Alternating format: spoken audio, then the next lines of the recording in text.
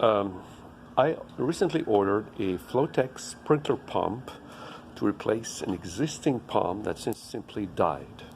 This is the old pump that had been bought at Sears a while ago, many years ago in fact. And I was able to find out online that Flotec was actually producing this Sears pump many years ago. So essentially I ordered from Water Pump Direct this Flotec sprinkler pump, which is 1 horsepower, which is sufficient for my needs, and it's high capacity. And as you can see in the box, it arrived by FedEx UPS in no time. This is the Flotec pump, which essentially looks identical to the one that I had before. When the Flotec came in, it did not have the extension cord attached to it, which I added for a 120 volt, which is very easy to do given the instructions in the booklet. So after this step, I will install my pump on the existing system, and hopefully that will work out well.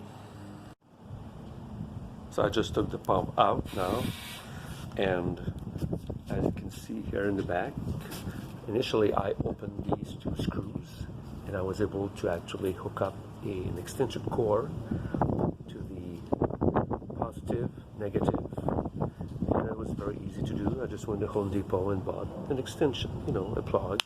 It was easy to do, and I set the button to 120. Well, that was very easy. Okay, I'm back at the back of my house. So as you can see, this is the existing system. It has 3 areas to water the ground, and also I do have, as you can see, I do have a well that is directly connected. There's no check valve, as this one will have to be primed, and thus will stay primed. And I did check the bottom of my well to make sure that this pump was appropriate in terms of the depth of the water. It cannot go. The depth of the water cannot be below 20 feet from the suction. Otherwise, the pump is going to have a hard time sucking the water in. So the water comes here. It will go into the pump right here, and then as the pump will rotate, it will come out and go through the system here. Then I can control each area individually if I don't want to have the 3 areas water or not at the same time. This is a prime area where I will have to prime the pump later on. So the pump has to be level. So I'm trying to fit this into an existing system, and as you can see, there's a bit of an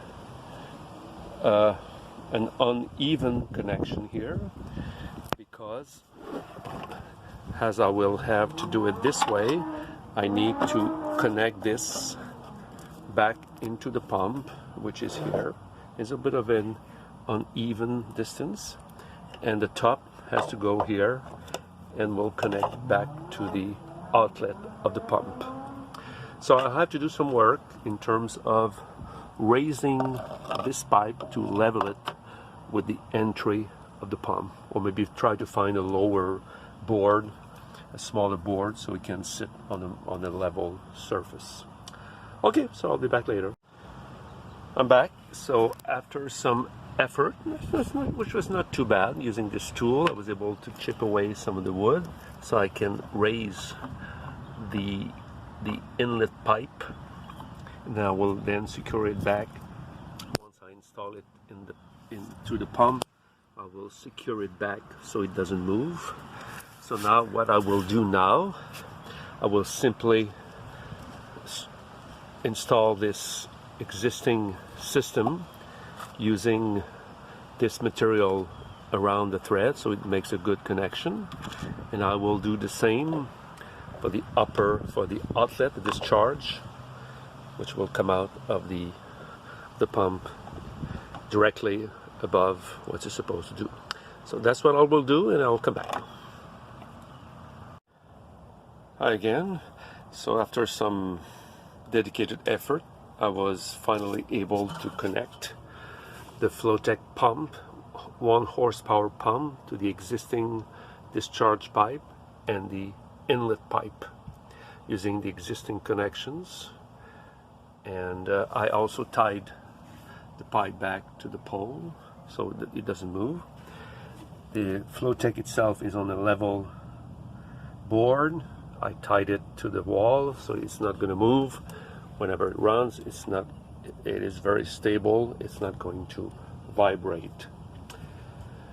So now the next step will be to actually fill this with water, which is the primer outlet.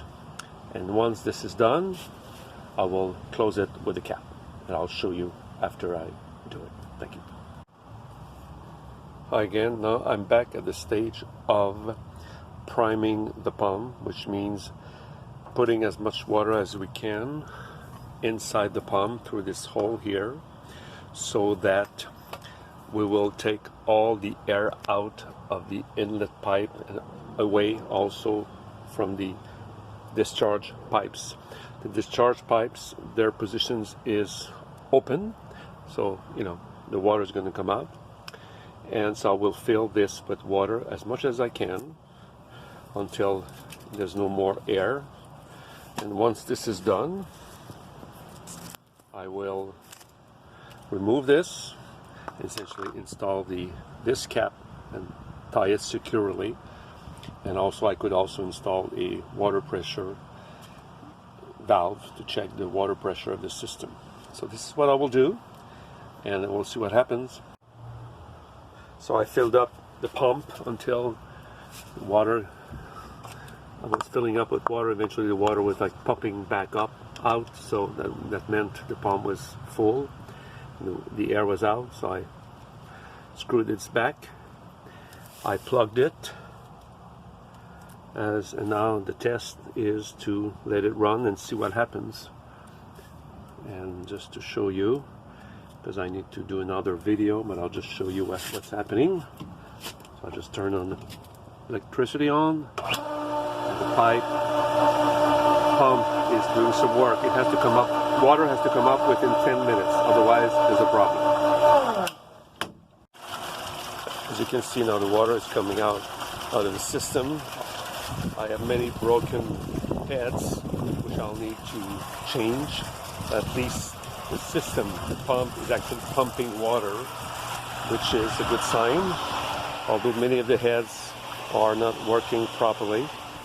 I can see that there's water being pumped in different areas of my property, but I will need to rework on the pumping system and make sure that it's not clogged anywhere.